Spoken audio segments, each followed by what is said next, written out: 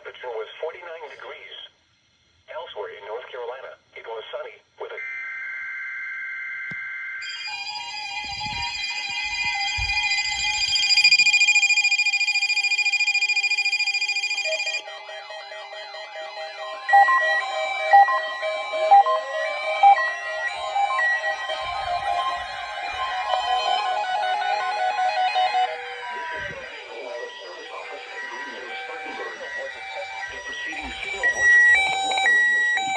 WXL70's public warning system.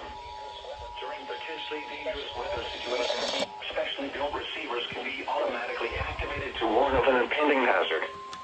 Tests of the signal and receiver's performance are normally conducted between 11 a.m. and noon each Wednesday.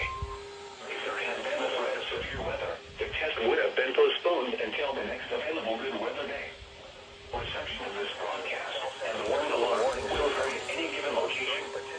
This variability, normally more noticeable at greater distances from the transmitter, can occur even though you are using a good quality receiver in good working order.